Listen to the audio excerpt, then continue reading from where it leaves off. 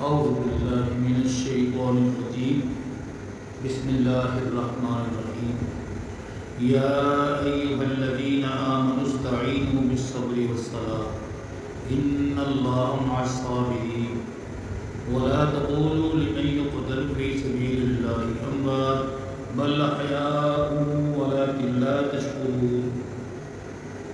صلاة اور صبر بہترین وسیلہ اور شہداء کا ذکر. صلاۃ سے وسیلے کا مطلب یہ ہے جب مشکل میں پڑ جاؤ تو نماز کا مطلب ہے دعائے استغفار، اور ساتھ نماز یونٹی ادب و اخلاق کا بہترین نمونہ ہے. جو انسان مدد حاصل کرنا چاہے وہ اس راستے پر اس روش پر چل سکتا ہے تو اسے بہت ساری کامیابیاں حاصل ہو سکتی ہیں. صبر سے مدد کا مطلب ہے توکل، بھروسہ، قناعت اور تقدیر پر راضی رہنے کا درس، وہ بھی آپ صبر سے سیکھ سکتے ہیں. فرمایا شکر کے بعد صبر کا بیان ہو رہا ہے اور ساتھ ہی نماز کا ذکر کر کے ان بڑے بڑے نیک کاموں کو ذریعہ نجات بنانے کا حکم دیا جا رہا ہے. ظاہر بات ہے کہ انسان یا تو اچھی حالت میں ہوگا تو یہ موقع شکر ہے، یا اگر بری حالت میں ہوگا تو یہ موقع صبر کا ہے. حدیث میں ہے مومن کی کیا ہی اچھی حالت ہے کہ ہر کام میں اس کے لیے سراسر بلائی ہی بلائی ہے. اسے راحت ملتی ہے، شکر کرتا ہے تو اجر پاتا ہے، رنج پہنچتا ہے، صبر کرتا ہے تو اجر پاتا ہے. آیت میں اس کا بھی بیان ہو گیا کہ مصیبتوں پر تحمل کرے، انہیں ٹالنے کا ذریعہ صبر و صلاح ہے، جیسے اس سے پہلے گزر چکا ہے وَاسْتَعِينُوا بِالصَّبْرِ وَالصَّلَاةِ وَإِنَّهَا لَكَبِيرَةٌ إِلَّا عَلَى الْخَاشِعِينَ. صبر و صلاح کے ساتھ استعانت چاہو، یہ ہے تو اہم کام لیکن رب کا ڈر رکھنے والوں پر بہت بڑا یہ احسان ہے.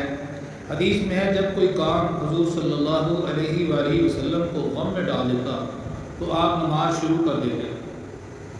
صبر کی دو قسمیں ہیں. حرام اور گناہ کے کاموں کے ترک کرنے پر اطاعت اور نیکی کے کاموں کے کرنے پر صبر پہلے سے بڑا ہے. تیسری قسم صبر کی مصیبت، درد اور دکھ پر یہ بھی واجب ہے، جیسے عیبوں سے استغفار کرنا واجب ہے. حضرت عبدالرحمن رحمہ اللہ تعالیٰ فرماتے ہیں کہ اللہ تعالیٰ کی فرما برداری میں استقلال سے لگے رہنا چاہیے. انسان پر شاہ گزرے، طبیعت کے خلاف ہو جی نہ چاہے، یہ بھی ایک صبر ہے.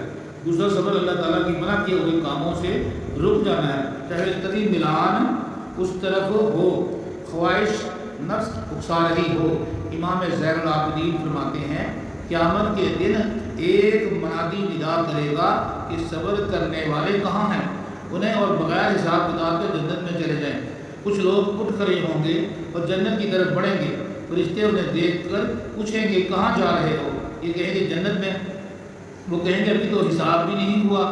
کہیں گے ہاں حساب سے پہلے پوچھیں گے آخر آپ کون لوگ ہو؟ جواب دیں گے ہم صابر لوگ ہیں، اللہ کی فرما برداری کرتے رہے، اس کی نافرمانی سے بچتے رہے، مرتے دم تک اس پر اور صبر کرتے رہے، جمے رہے.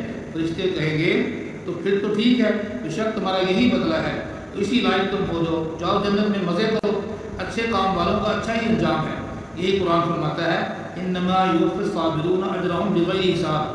صابروں کو ان کا پورا بدلہ بے حساب دیا جائے گا. حضرت سعید بن جبیر فرماتے ہیں صبر کے یہ معنی ہیں اللہ تعالیٰ کی نعمتوں کا اقرار کرے اور مصیبتوں کا بدلہ اللہ کے ہاں ملنے کا یقین رکھے، ان پر ثواب طلب کرے، ہر گھبراہٹ، پریشانی، کٹھن موقع پر استقلال اور نیکی کی امید پر وہ خوش نظر آئے.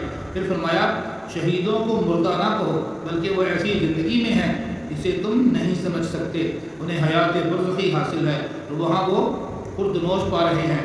صحیح مسلم شریف میں ہے شہیدوں کی روحیں سبز رنگ کے پرندوں کے قالب میں ہیں اور جنت میں جس جگہ چاہیں چلتی چلتی اٹھتی پھرتی ہیں. پھر ان قندیلوں میں آ کر بیٹھ جاتی ہیں جو عرش کے نیچے لٹک رہی ہیں. ان کے رب نے ایک مرتبہ انہیں دیکھا، ان سے پوچھا اب تم کیا چاہتے ہو؟ انہوں نے جواب دیا اللہ ہمیں تو وہ دے رکھا ہے، وہ نعمتیں دے رکھی ہیں جو کسی کو نہیں دی، پھر ہمیں کس چیز کی ضرورت ہوگی؟ ان سے پھر یہی سوال ہوا. جب انہوں نے دیکھا کہ اب ہمیں کوئی جواب دینا ہی ہوگا تو کہا اللہ ہم چاہتے ہیں کہ تو ہمیں دوبارہ دنیا میں بھیج، ہم تیری راہ میں پھر جنگ کریں، پھر شہید ہو جائیں، تیرے پاس آ جائیں تو شہادت کا دوبارہ درجہ پائیں. رب جل جلالہ نے فرمایا یہ نہیں ہو سکتا، یہ تو میں لکھ چکا ہوں کہ کوئی بھی مرنے کے بعد دنیا کی طرف پلٹ کر نہیں جائے گا۔ مسند احمد کی ایک اور حدیث میں ہے مومن کی روح ایک پرندے کی طرح ہے جو جنتی درختوں پر رہتی ہے اور قیامت کے دن وہ اپنے جسم کی طرف لوٹ آئے گی۔ اس سے معلوم ہوتا ہے ہر مومن کی روح وہاں زندہ ہے، لیکن شہیدوں کی روح کو ایک طرح کی امتیازی شرافت، کرامت، عزت اور عظمت حاصل ہے۔ اللہ تعالی ہمیں صراط مستقیم پر چلنے کی، قرآن و سنت پر عمل کرنے کی توفیق عطا فرمائے۔